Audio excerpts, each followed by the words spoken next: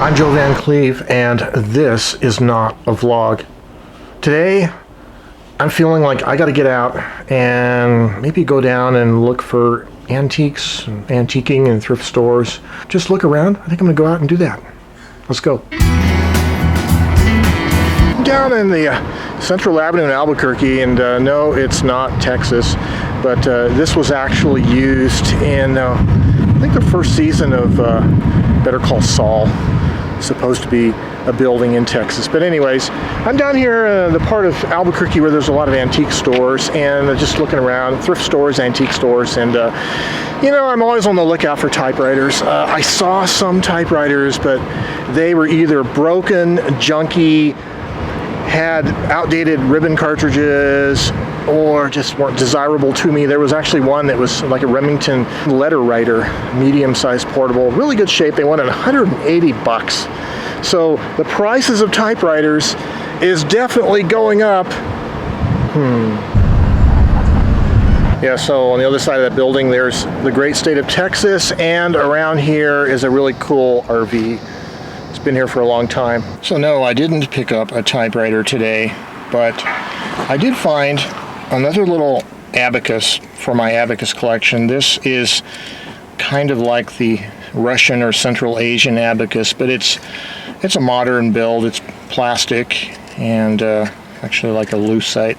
$4.50, but they had like 30 or 40% off, so I paid under $4 for it. Slightly biconic shaped beads, and of course the 5-5 color scheme.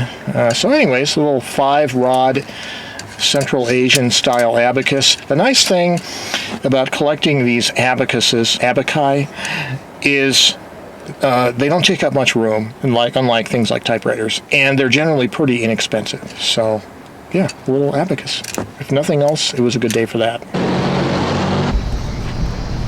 So here I am at Limonada's. It's a great little cafe in Nob Hill on Silver, and they have great espresso drinks, coffee drinks, and of course lunch.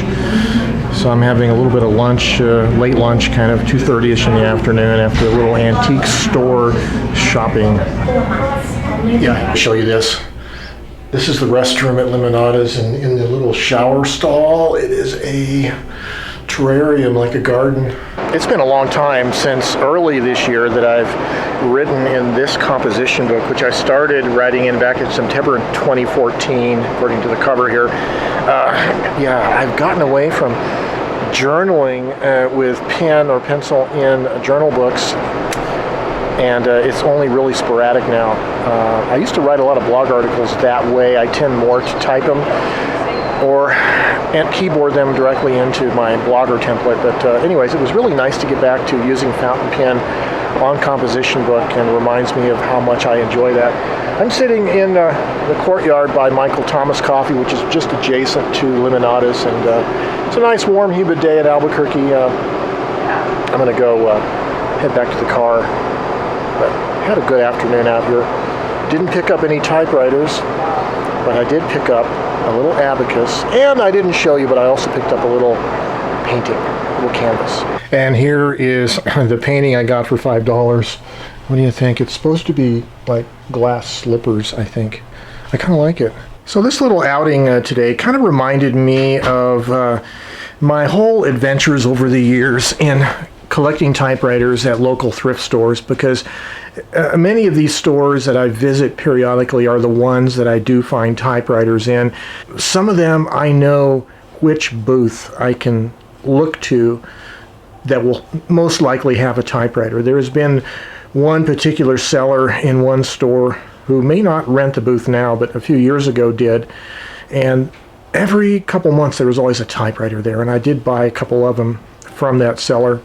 There's another antique store in that area that has 3 Smith Corona electric typewriters. 2 of them use that cartridge style ribbon, and one of those 2 is in really good shape. The other one is in bad shape, and then there's a third one that uses standard ribbons, but it's really bad shape. The right platen knob is busted off and everything. So, you know, I see the same old broken typewriters every time I go to these stores. And then there was the one place that did have the Remington letter writer. That was a nice typewriter, but there were 3 typewriters in that store, and all 3 of them were $150 or more. So they've all of a sudden kind of discovered that typewriters are expensive, and they've jacked their prices up. So I did see a couple other typewriters. There was a Royal 10. They wanted, I don't know, $100 or something. Wasn't in great shape. There was a little Royal, little plastic one. I can't remember the model. The made in Holland. It had a busted platen knob, and the other one looked like about ready to break, and it just didn't feel right. It wasn't worth buying. So you kind of have to be picky with typewriter hunting if you're really looking for good value. In other words, a quality machine at a decent price. You can't just be anxious to buy the first typewriter you see. You have to be patient and willing to go back time and again and wait for that one good deal. And so that's kind of what I do. But it's still fun to look around and find other things like the abacus I got. And with the abacus, I can calculate how much money I've saved. Let's see, 150 for the junky typewriter, 150 for the other junky typewriter, 180 for the Remington, 65, and another 65.